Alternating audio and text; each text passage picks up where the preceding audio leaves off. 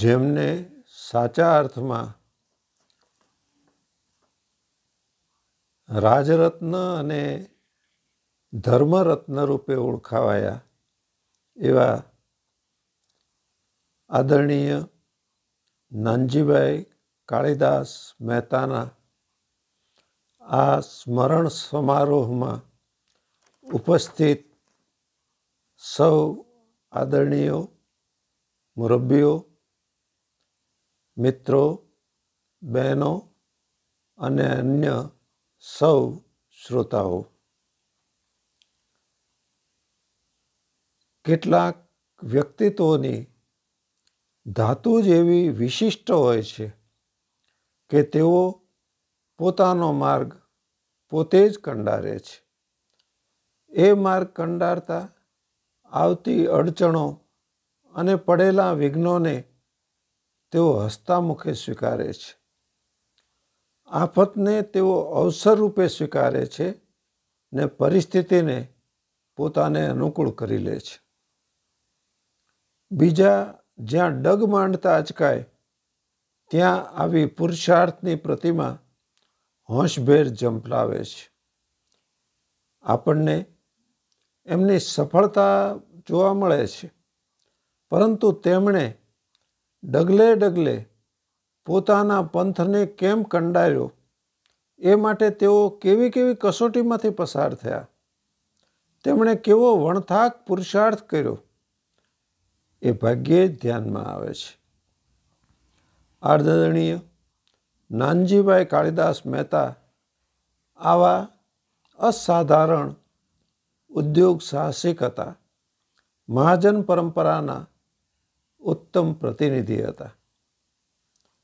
નાનજીભાઈ મહેતા કેવળ પોરબંદરના જ નહીં, ગુજરાતના વિરલ સપૂત હતા.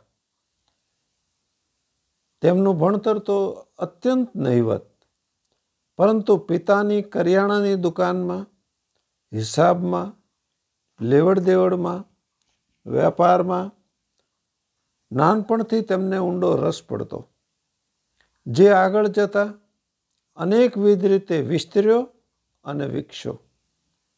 એટલે કહી શકાય કે તેઓ જિંદગીની પાઠશાળાના પાઠ પૂરી ગંભીરતાથી અને દ્રષ્ટિપૂર્વક ભણ્યા હતા. એનો સાચો ખ્યાલ એમની યુગાન્ડાની કામગીરી અને સફળતામાંથી મળે છે. માત્ર 13 વર્ષની ઉંમરે તેમણે દરિયો ખેડ્યો. જાણે અંદરની હાકલ તેમણે સાંભળી અને ખેંચાયા. 16મે વર્ષે તેમણે યુગાન્ડાની અંદર પોતાનો વેપાર શરૂ કર્યો. એક અજાણ્યા દેશમાં અજાણ્યા લોકો વચ્ચે જેનો કશો જ અનુભવ નહોતો, એવી કામગીરીઓ કરીને તેઓ યુગાન્ડાના બેતાજ બાદશાહ તરીકે ઓળખાયા.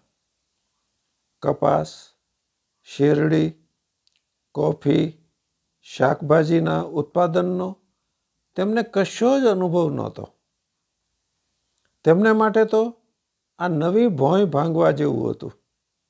પરંતુ તેમની સાહસિકતા, કુનેહ, અવસરની પરખ અને સંબંધોની આવડતે અસાધારણ પરિણામો શક્ય બનાવ્યા. જેનો જરાય અનુભવ નહોતો તેવા આ ક્ષેત્રોમાં તેમણે ઉત્તમ પરિણામો મેળવ્યા. અને એમની કામગીરી એટલી વખણાય કે આ બધા ક્ષેત્રોમાં તેઓ નિપુણ અને આધારભૂત વ્યક્તિ ગણાયા. આ જેવી તેવી સિદ્ધિ નથી. પોરબંદરના 2 સપૂતો આફ્રિકા જઈને વિખ્યાત બન્યા છે. મહાત્મા ગાંધીએ સામાન્ય માણસનો સાથ લઈને રાજકીય ક્ષેત્રે અહિંસક સત્યાગ્રહ દ્વારા અસાધારણ પરિણામો મેળવ્યા, તો નાનજીભાઈ મહેતાએ સ્થાનિક માણસોનો સાથ લઈને આર્થિક ક્ષેત્રે અસાધારણ સફળતા પ્રાપ્ત કરી. વ્યાપાર ગુજરાતીઓના લોહીમાં હોય છે એ સાચું પડ્યું. આજથી 100 વર્ષ પહેલાં દરિયાઈ સવલતો બહુ જ મર્યાદિત હતી અને જોખમો ભરપૂર હતા. ત્યારે નાનજીભાઈએ યુગાન્ડા જેટલે દૂર નજર દોડાવી. વાટના જોખમો, કુટુંબથી મહિનાઓ સુધી દૂર રહેવું, યુગાન્ડામાં બધું જ અજાણ્યું હતું. પણ તેઓ અપાર આત્મવિશ્વાસથી આગળ વધ્યા અને ઉદ્યોગ સામ્રાજ્ય ઊભું કર્યું. કમાયા, સ્થિર થયા અને સૌનો વિશ્વાસ સંપાદન કર્યો. સ્થાનિક શાસકો, પરિસ્થિતિ અને નવા નવા કાર્યક્ષેત્રોની પસંદગીમાં તેમની દીર્ઘદ્રષ્ટિ અને કુનેહથી સૌને અનુકૂળ બનાવ્યા. તેઓ કેવળ પૈસા ન કમાયા, પ્રેમ પણ કમાયા. કારણ કે તેઓ ઉત્તમ મહાજન પણ હતા. તેથી તેમણે કેવળ પોતાની સમૃદ્ધિનો જ વિચાર ન કર્યો, સમાજ હિતનો પણ વિચાર કર્યો.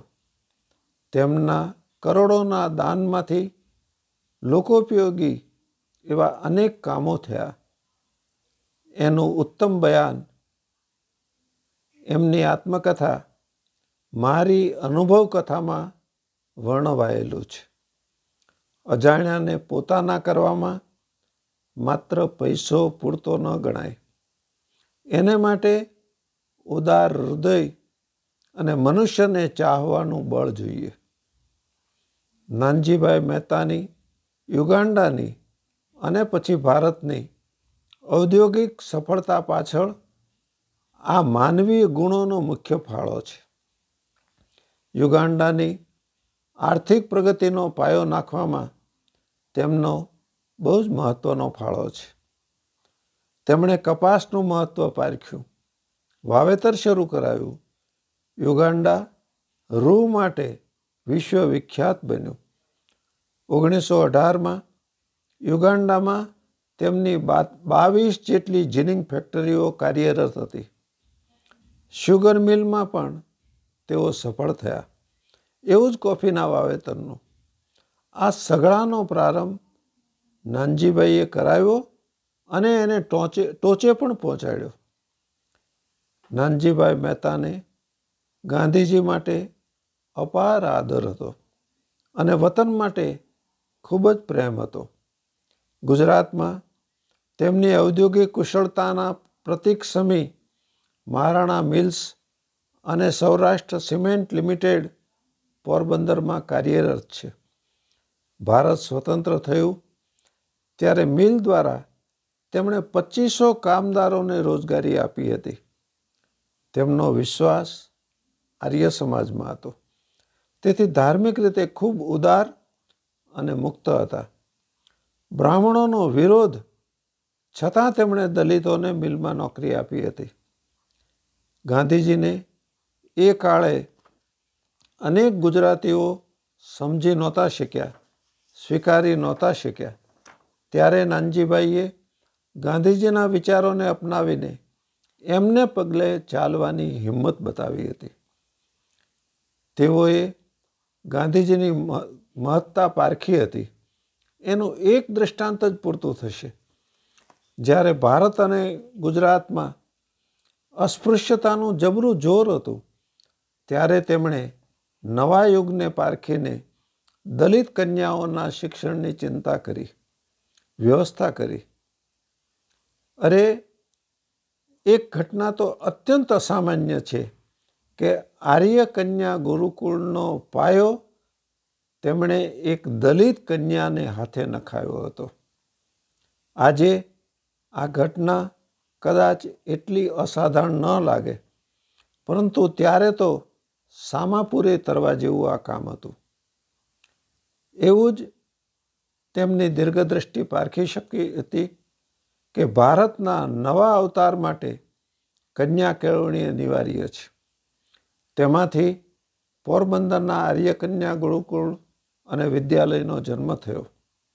તેમના પુત્રી શ્રી સવિતા દીદીએ તેની કમાન સંભાળી અને દાયકાઓ સુધી ગુજરાતભરના મા બાપો પોતાની કન્યાને આર્ય કન્યા ગુરુકુળમાં અભ્યાસ કરાવવામાં ગૌરવ સમજતા હતા, કારણ કે નાનજીભાઈ નારીને ગૌરવ, કૌશલ અને નવી દ્રષ્ટિ મળે એમ ઈચ્છતા હતા.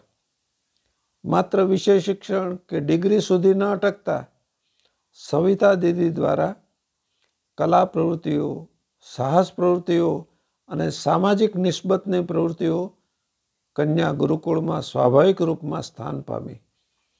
એથી આ કન્યાઓમાં આવડત, આત્મવિશ્વાસ અને મોટી જવાબદારી લેવાની સાહસિકતા કેળવાયા.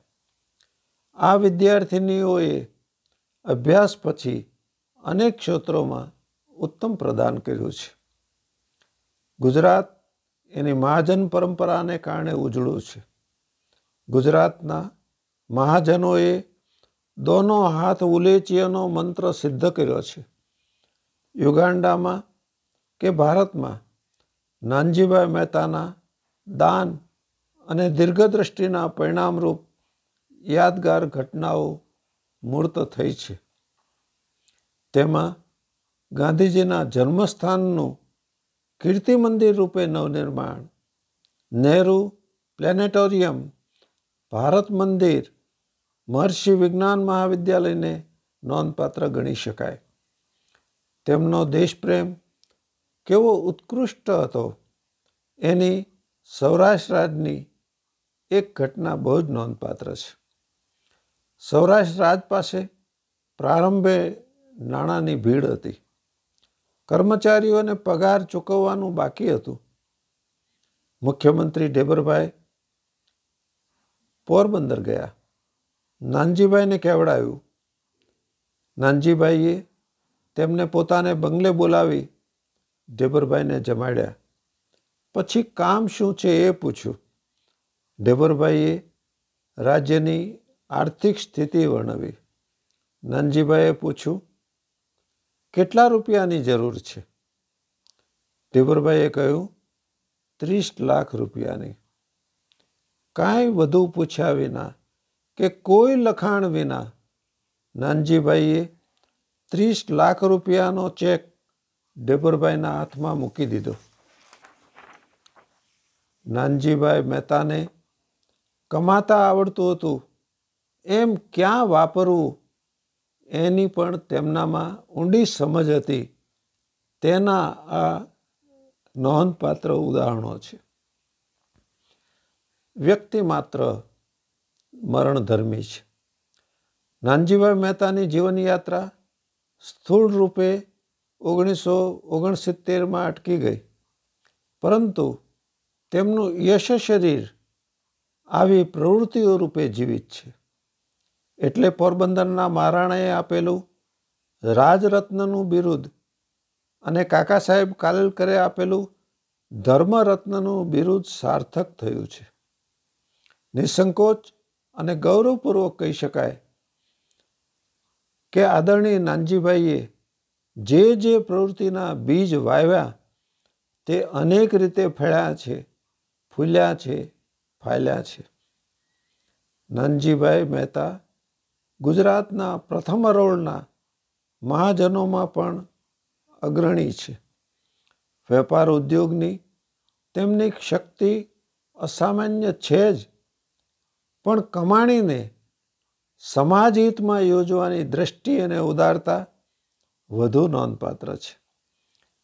તેમનો એક હાથ લક્ષ્મીજીના ચરણ ઉપર હતો અને બીજો હાથ વિષ્ણુ ભગવાનના ચરણ ઉપર હતો. એટલે તેમની લક્ષ્મી ઉજ્જવળ બની રહી. આદરણીય નાનજીભાઈ કાળીદાસ મહેતાના સ્મૃતિ સમારોહમાં મારે પ્રત્યક્ષ હાજર રહીને એમના ગુણાનુવાદમાં ભાગીદાર બનવાનું હતું, પરંતુ હું દુબઈ હોવાથી એ શક્ય ન રહ્યું. તેથી પરોક્ષ રૂપે વિડીયો દ્વારા મારી તેમને અંજલિ અર્પણ કરું છું. આવા પુણ્યાત્માના ગુણકીર્તનથી આપણે પણ આંતરિક રીતે વધુ સમૃદ્ધ થતા હોઈએ છીએ. હું તેમના ઉત્તમ આત્માને વંદન કરું છું. આપ સૌને પ્રણામ કરું છું. આભાર.